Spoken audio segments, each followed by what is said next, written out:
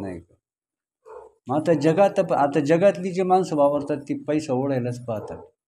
आपण चांगल्या मार्गानं पैसा घेतो का वाईट मार्गानं पैसा घेतो हा विचार त्यांच्यात. दुसऱ्याला टाकायचं, दुसऱ्याला फसवायचं आणि आपण पैसा घ्यायचा, श्रीमंत व्हायचं, नाही का. दुसऱ्याला दुःख द्यायचं, दुसऱ्याला त्रास द्यायचा आणि स्वतःची तळी भरायची, हे जग आहे, नाही का. आणि त्याच्यापासून काय होतं की पाप तयार होतो, नाही का. आणि तर ते जसं मर्डर केला, चोरी केली का तुरुंगात जावं लागेल, तसं पहिलं आपल्या हातून काय घडतं तर देवाच्या नामाचा विसर पडतो. म्हणजे मी ब्रह्म आहे याचा आपल्याला विसर पडतो. आणि मग त्याचा विसर पडला की तो मग देहबुद्धीवर येतो, मग त्याला मी माझं तिथं सुचतो, नाही का. ह्या विश्वामध्ये एक महान शक्ती आहे, पवित्र शक्ती आहे आणि तिची सत्ता ह्या जगावर आहे आणि त्या सत्तेचा मी एक अंश आहे असं ज्ञान त्याच्यामध्ये नसतं, नाही का. आणि मग तो नको ते कृत्य करतो, काही खातो, काही पितो, काही विचार करतो, त्याला धर्मबंध नसतो. चांगलं पशु काय पाप पुण्य जाणती. मग माणसात पशुमध्ये काय फरक आहे. ज्याला सत्य असत्य कळत नाही, चांगलं वाईट कळत नाही, पाप पुण्य कळत नाही, हित अहित कळत नाही. पण आपल्या हिता जो असे जागता, धन्य माता पिता तयाची, नाही का. मग जो आपलं हितही जाणत नाही, विचार करा, विष कधीही घेऊ नये, नाही का. चोरी करावी का.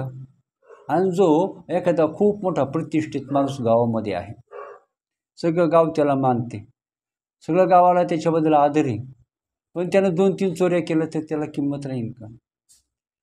त्याने जर विचार जर केला तर त्याला किंमत राहील का.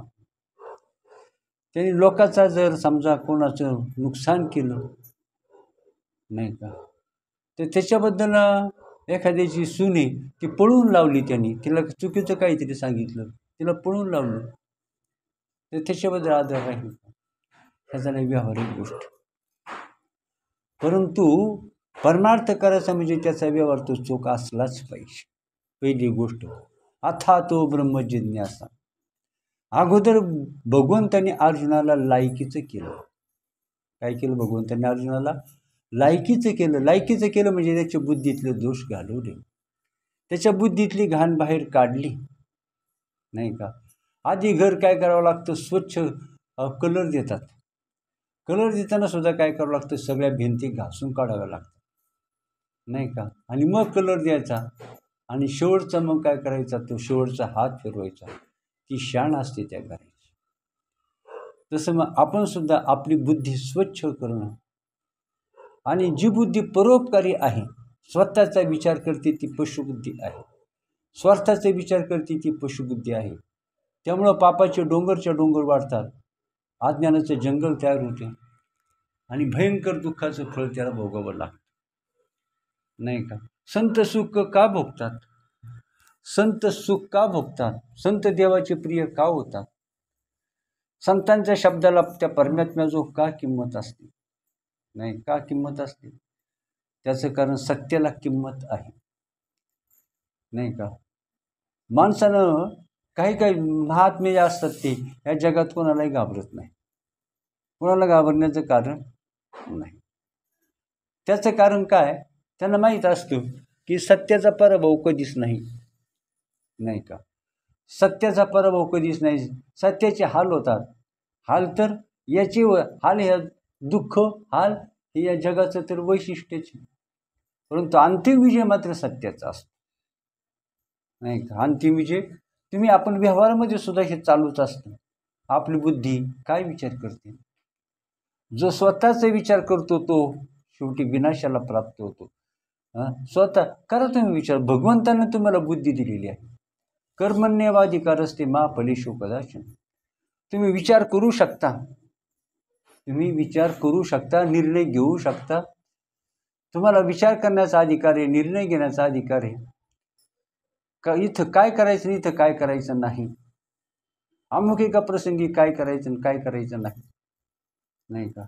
अमुक एक मनुष्य संकटात सापडलेला आहे किंवा एखाद्या घराला थोडीशी आग लागलेली आहे, आणि जर एक हांडा पाणी टाकलं तर आग विझणार आहे, नाही का?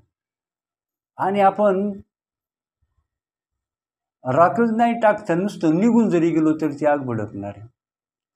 परंतु याला थोडीशी आग लागली धग घराला, ती जर हांडाभर पाणी टाकलं तर त्याला अफाट पुण्य मिळणार आहे. आता त्यांनी काहीच केलं नाही पण निघून गेला, आग लागलेली पाहून तो निघून गेला, त्याच्यातून खूप मोठं पाप होणार. त्याला सुद्धा जळक्या त्याचं फळ काय, एखाद्या आग लागलेल्या घरामध्ये त्याला जळून मरावं लागणारी ही त्याचं फळ आहे. असं का बरं फळ? प्रत्यक्ष देवाची आई होती, देवाची आई देवकी. त्या देवकीची 7 मुलं मारली गेली. विचार करा त्या मातेला काय दुःख झालं असेल. आपल्या लहान बालकाचा मृत्यू आपल्या डोळ्यांनी पाहणं, अजान बालकाचं, तर मातेला यापेक्षा मोठं दुःख मातेला कोणतं आहे? कोणतंच नाही. आणि जितका मोठा त्याला तर जास्त हे असतं, नाही का? मी तर देवाची आई आहे, अनंत कोटी ब्रह्मांड नायक हा साक्षात माझा पुत्र आहे. मग मी एवढं मोठं या जगामध्ये माझं स्थान असताना सगळ्या जगाचं दुःख माझ्या वाट्याला काय यावं? म्हणून तिनं कृष्णाला विचारलं, कृष्णा अरे तू अनंत कोटी ब्रह्मांड नायक आहे असं मी ऐकते आणि माझा अनुभव तसाच आहे. तू जन्माला आला तेव्हाच तू तुझं सामर्थ्य मला दाखवून दिलं, तेव्हाच मी तृप्त झाले, आनंदी झाले, नाही का? तुझं असा पुत्र आपल्या पोटी जन्माला आला, माझ्या आनंदाला पारवार नव्हता, नाही का? आनंद जरी मी तुरुंगामध्ये होते तरी माझा आनंद मला माझ्या हृदयात मावत नव्हता. परंतु कृष्ण तो माझा भ्रमनिराश ठरला. एक एक मूल काळानं माझ्या हातून हिरावून नेलं, अंतःकरणाचं पाणी पाणी झालं. हे दुःख मला सहन करता येण्यासारखं नव्हतं, पण सहन करण्याशिवाय इलाज नव्हता. म्हणून आता शेवटी म्हणते मी कृष्ण तुला आता विचारते की तू साक्षात आनंद कोटी ब्रह्मांड नायक एवढा परब्रह्म साक्षात असताना, माझ्या पोटी जन्म घेतला असताना, म्हणजे एवढी भावंड, नाही का, एवढी भावंड माझी मारली गेली, नाही का? तू ते जरी तू प्रगट झाला नसलास तरी तू जाणत होता. मग म्हणे असं का व्हावं? माझी मी साक्षात देवाची आई असताना माझे एवढं मोठं दुःख माझ्या वाट्याला काय यावं? मग कृष्णानं सांगितलं देवकीला, आई माते तुला माहीत नाही पण मला माहीत आहे. तू मागच्या जन्मामध्ये 37ची 7 मुलं मारली, मग देवाची आई असली तरी माफ नाही. 7 मुलं मारली आणि त्याचं फळ तुला भोगावं लागलं, नाही का? 7 मुलं मारली त्याचं फळ तुला भोगावं लागलं. आणि असंच कौरव पांडवांचं युद्ध झालं. तर कृष्णाचा द्रौपदीवर खूप जीव होता, खूप प्रेम होतं. अगदी बहिणीसाठी तो प्राण द्यायला तयार. बहिणीचंही तसंच प्रेम कृष्णावर होतं, इतकं प्रेम.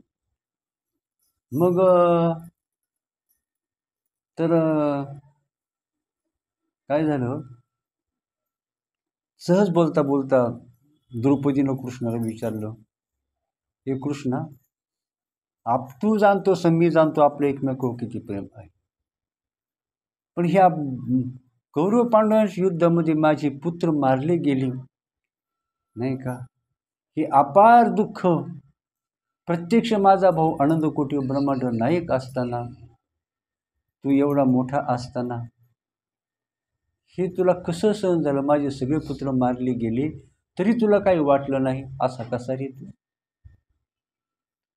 तो द्रौपदी थांब जरा, मी आपण थोडंसं मागं जाऊ. तो तुझं माझ्यावर खूप प्रेम, मान्य आहे, माझंही तुझ्यावर खूप प्रेम आहे, हे जग जाहीर आहे. पण म्हणे एकदा एक दिवाळ सण होता, त्या दिवाळ सणाला तुम्हाला बोलावलं आणि तुझ्याजवळ हिऱ्याच्या 2 अंगठ्या होत्या. तू ठरवलं की एक अंगठी आपल्या कृष्णाला, आपल्या भावाला द्यायची, एक अंगठी अर्जुनाला द्यायची.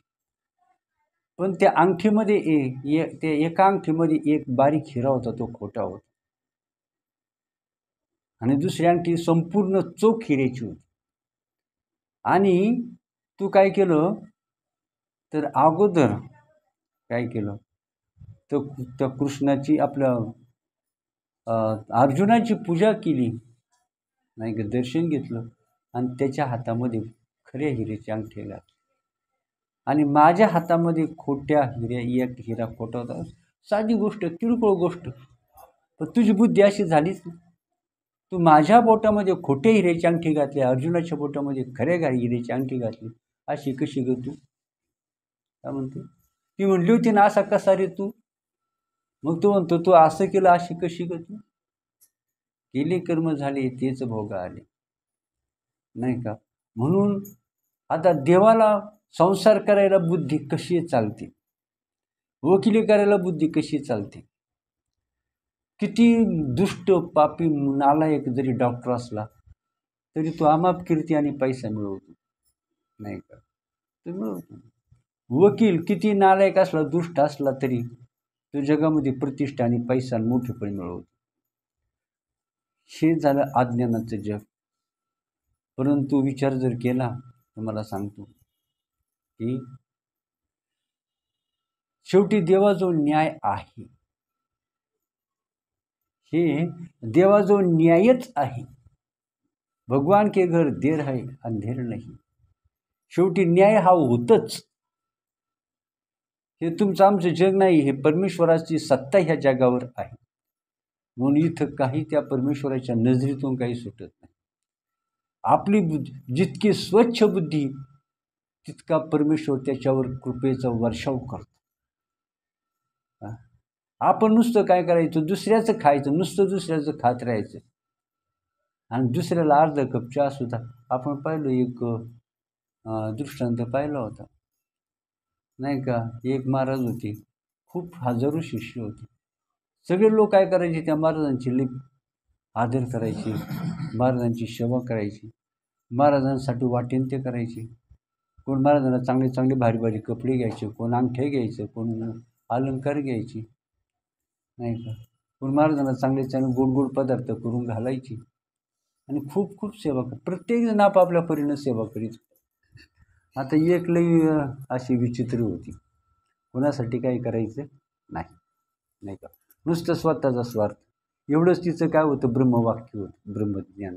एवढंच तिचं ब्रह्म दृष्टांत सांगितलेलं आहे, पण पुन्हा तुम्हाला सांग. मग सगळीच महाराजांची सेवा करायची, महाराजांचं प्रेम. महाराज झाला निघाले का ढास रडायची, काय अंग टाकायची. आता ही तर कधीच नव्हती, पण महाराज जायला निघाले का लई मोठमोठ्याने ओरडायची. आता काय करू, आता मला कोण आहे, आता माझे महाराज चालले, आता माझे सद्गुरू चालले, आता सद्गुरू कधी येणार, लई मोठमोठ्याने रडायची.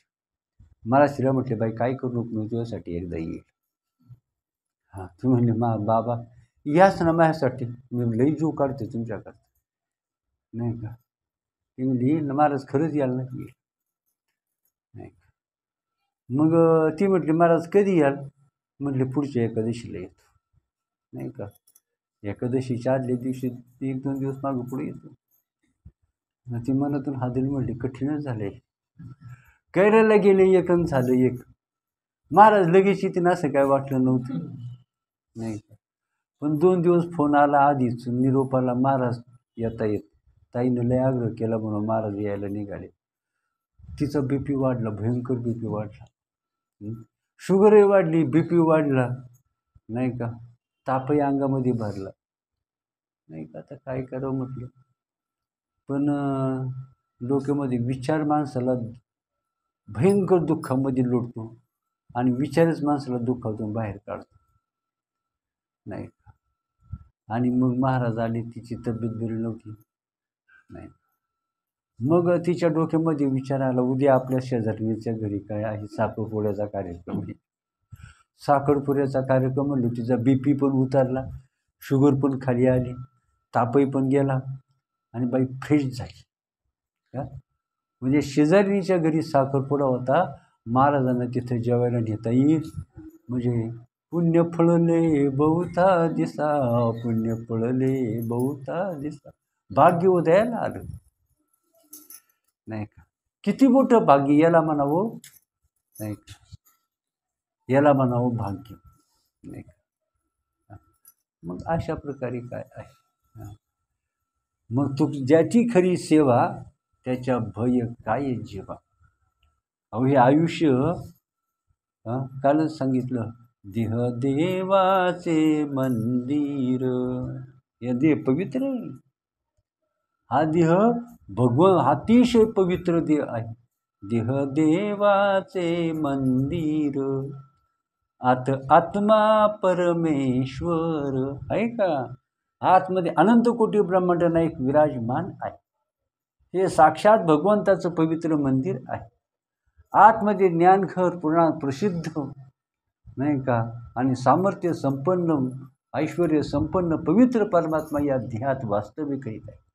प्रत्येकाच्या देहामध्ये देह देवाचे मंदिर, आत आत्मा परमेश्वर आहे. मग आम्हाला कसं दिसतं तुम्हाला सांगतो. अनेक काही हृदयाचे डॉक्टर असतात, हृदयाचे डॉक्टर असतात. मग ती काय करतात, हृदयाचं ऑपरेशन करतात, नाही का. देव देहात देहात, नाही का. देव आहे देव आहे हृदय मंदिरी शोधून पाहे. देव कुठे, हृदयात. मग एक जण महाराज होते, नाही का, माळ करीत होता. आपला महाराज नाही म्हणायचं, कारण अजून कीर्तन करीत नव्हतं, त्यामुळे त्याला महाराज कसं म्हणायचं, नाही का. अजून कीर्तन नव्हतं करीत, प्रवचन करायचा. मग तो त्या डॉक्टरांना भेटला. का म्हटलं, तुम्ही हृदयाची एवढी ऑपरेशन केली, तुम्हाला त्यात देव दिसला का. देव दिसला, देव दिसला नाही. देव नव्हता का, होता. याला डॉक्टरला दिसला का, डॉक्टरला दिसणारा देव नाही. देव फक्त संतांना दिसतो. देह देवाचे मंदिर, आत आत्मा परमेश्वर. जशी उसात हो साखर, तसा देहात परमेश्वर. देह देवाचे मंदिर, जसे दुधामध्ये लोणी, तसा देही चक्रपाणी. तुका म्हणे मूळ जना, देव देही काहो पाहना. तुका म्हणे देह, नाही का, देही दाखविला नाही कोणी ना. नामा म्हणे देव देही दाखविला, उपकार केला खिचराने. मग साधी गोष्ट आहे का, जगामध्ये जे कुणीच करू शकत नाही त्या परमात्म्याचं सौख्य सख्यत्व संत आपल्याला करून देतात, नाही का. संत आपल्याला करून देतात. म्हणून आता अर्जुन आणि देव, आता देव अर्जुनाबरोबर रात्रंदिवस होते, रात्रंदिवस होते. परंतु अर्जुनानं देवाला ओळखलं का, अर्जुनानं देवाला ओळखलं नाही, नाही का. मग जेव्हा देवानं काय केलं, त्याला गीता सांगितली आणि म्हटले, अरे अर्जुना, हे ज्ञान मी पूर्वी सूर्याला सांगितलं, मनुला सांगितलं, म्हणून ईश्वाकुला सांगितलं, नाही का. आणि हे ज्ञान पुढे रजवाड्यांना कळलं, परंतु मध्ये ते लोप पावलं. आज हे ज्ञान मी तुला सांगत आहे. अर्जुन म्हणतो, कृष्ण अरे किती थापा मारतोस. थापा मारायला काही मर्यादा असावी का नाही. तू किती ज्ञानी झाला, मोठा झाला, म्हणून काही त्या थापाला काही मर्यादा असावी नाही. तो म्हणायचं सूर्य कधीचा, मनु कधीचा, ईश्वकू कधीचा, आणि तू तर मग कृष्ण सांपेचा, तू आत्ताचा माझ्या बरोबरीचा. आणि तू म्हणे हे ज्ञान मी सूर्याला सांगितलं, मनुला सांगितलं, म्हणजे का मला काय बावळ समजतोस, मला एवढं कळत नाही का. मग देवाने अर्जुनाला सांगितलं, अर्जुना तुझे अनेक जन्म झाले, माझे अनेक अवतार झाले, तुला तुझ्या जन्माचं स्मरण नाही, पण मला माझ्या सगळ्या अवतारांचं स्मरण आहे. प्रत्येक अवतारात मी काय केलं आहे हे मला माहीत आहे, नाही का. मग अर्जुनानं भगवंताला ओळखलं का, नाही ओळखलं. म्हणला कृष्णा जसा बाहेरून काळा आहे तसा आतून पण काळा आहे, बोलावं असं त्याने. आणि मग तो असाच कृष्णाशी असाच वागायचा.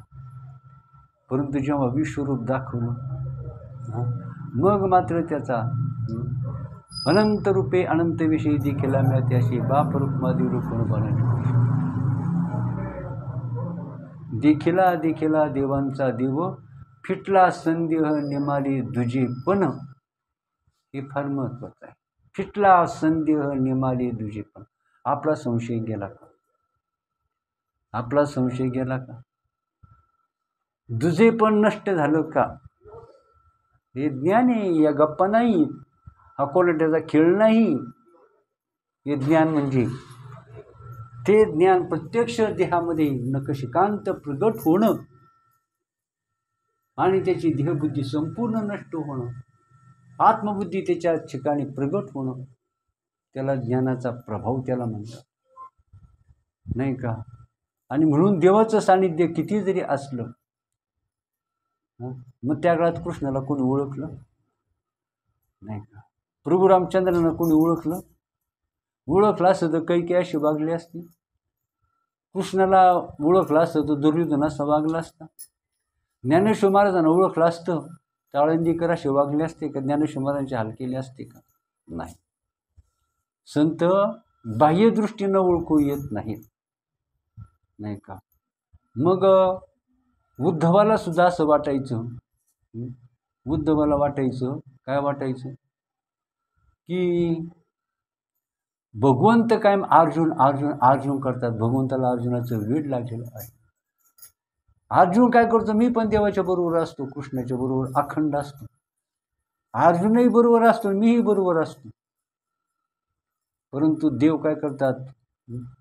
कृष्णाच्या ठिकाणी सुद्धा द्वैत बुद्धी आहे, पक्षपात आहे. मी तेवढाच कृष्णासाठी प्रयत्न करतो, प्रेम करतो. अर्जुनही करतो, उलट मी जास्त करतो.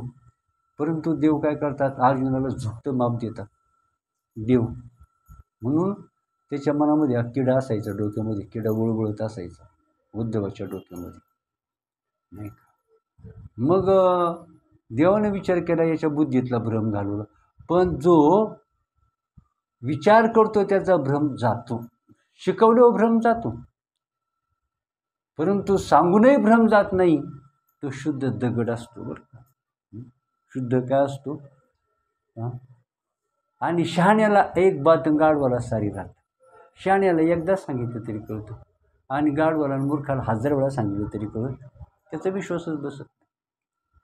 आणि मग भगवंतांनी विचार केला की उद्धव पवित्र आहे, परंतु त्याच्या बुद्धीमध्ये एक संशय आहे, हा संशय घालवला पाहिजे.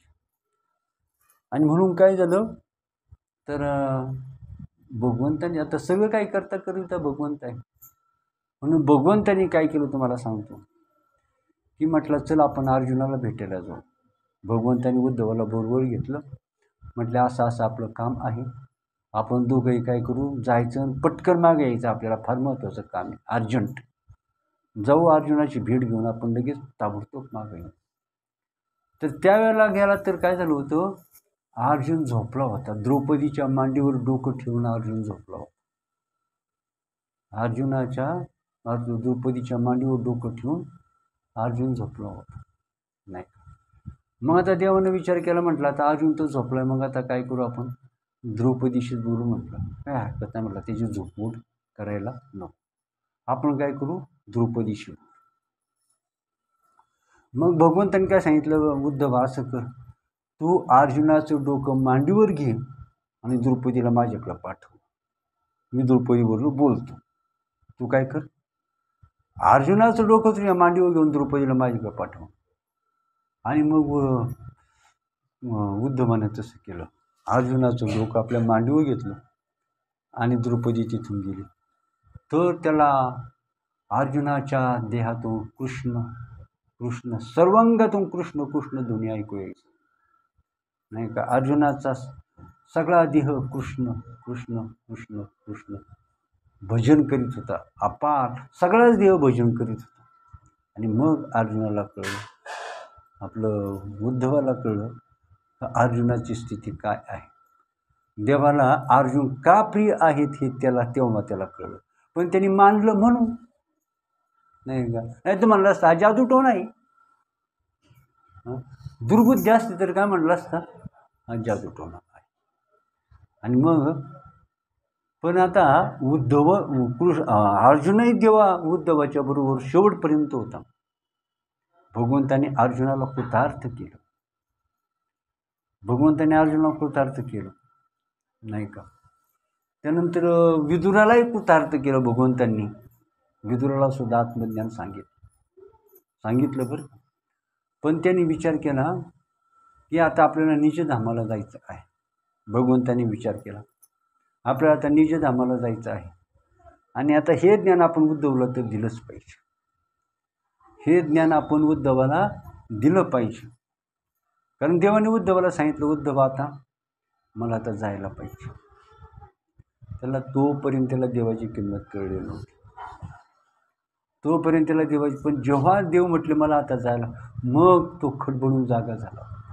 सगळा देह व्याकुळ झाला, अंगाची लाही झाली, अंतःकरणाची तडफड होऊ लागली आणि विचाराचं काहूर माजलं आणि आता त्या दुःखाने त्याचं सगळं आयु ग्रस्त झालं. करायचं काय? सहनशीलता, देव जाणार म्हटलं त्याची सहनशीलता भंग झाली.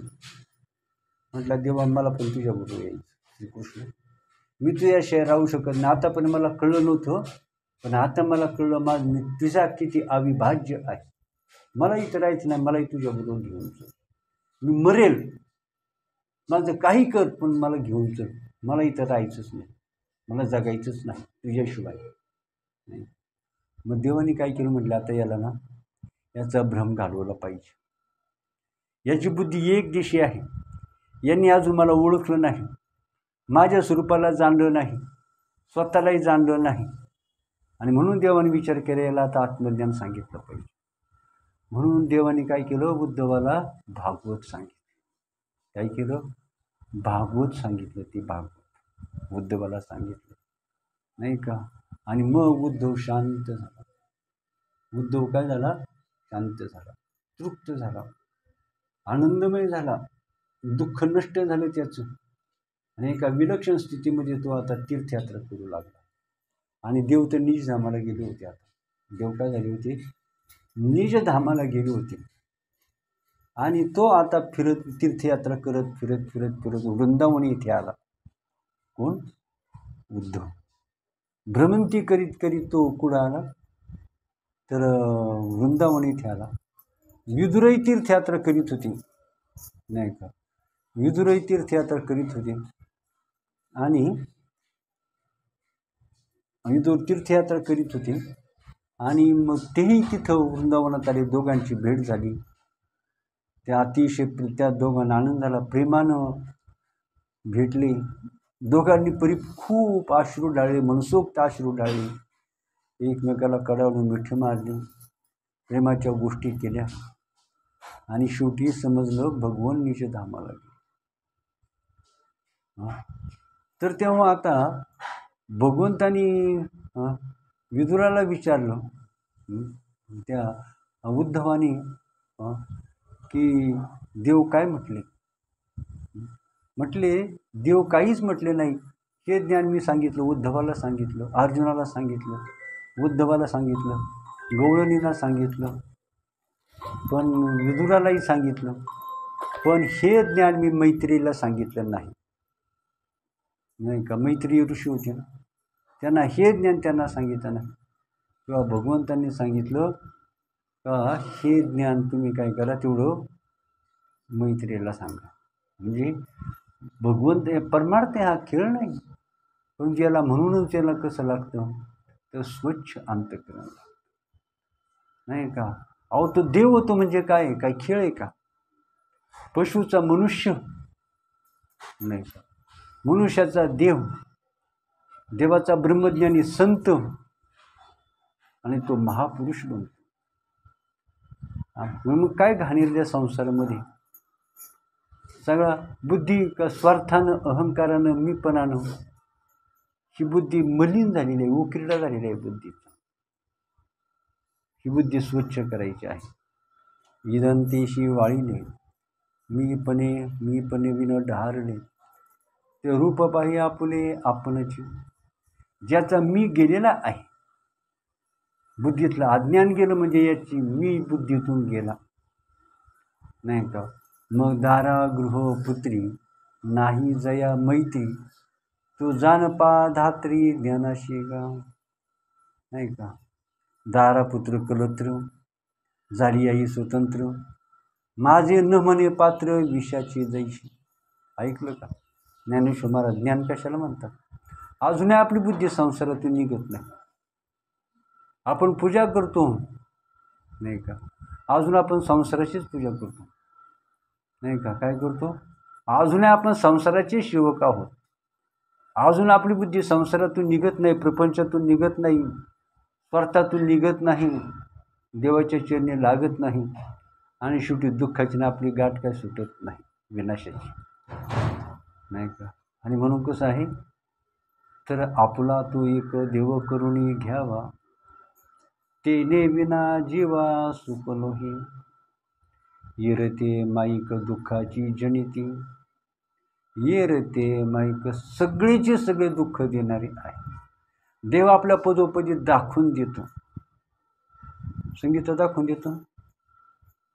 देतो ना, पदोपदी दाखवून देतो.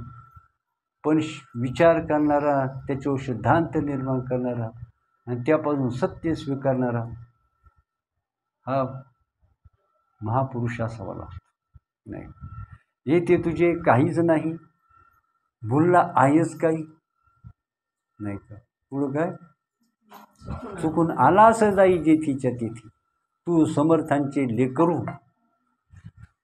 तू समर्थांचे लेकरू, अभिमानी घेतला संसारू. आणि पुढं काय? तू समर्थांचे लेकरू, अभिमानी घेतला संसारू, अभिमान टाकीता पहिलं पारू, पवशील बापा. अभिमान टाकून दे. परमार्थात आलो, मुलीचं लग्न झालं की ती माहेरचा अभिमान टाकून देते. नाही का? आपण सुद्धा देहबुद्धी टाकून द्यायची आणि आत्मबुद्धी स्वीकारायची. खीळ नाही हा.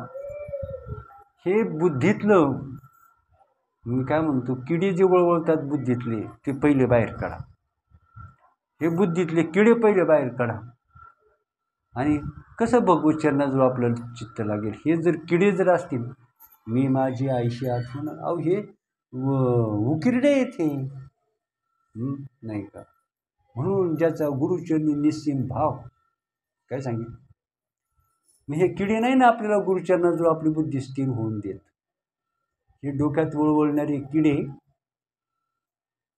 आपण सगळ्या जगामध्ये दुष्टांची सेवा करतो, दुष्टांच्या पुढं करतो. पण जिथं काही थोडासा विचार करावा, जिथं प्रेमाने वागावं, तिथं आपली काय होते? पशुबुद्धी जागी होते. तिथं काय होते? सगळ्या जगात दुष्टांशी वागताना, नारायणकाशी वागताना जे स्वार्थाने पेटलेले आहेत त्यांच्या पायाचे दास होतो, त्यांसाठी जीव देतो, वाटतं तेवढे करतो. पण जिथं काही प्रेमाने वागावं, नाही का, आदराने वागावं, सद्बुद्धीनं वागावं, जिथं थोडं काहीतरी करावं, तिथं आपली दुष्ट आणि नालायक बुद्धी जागी होते.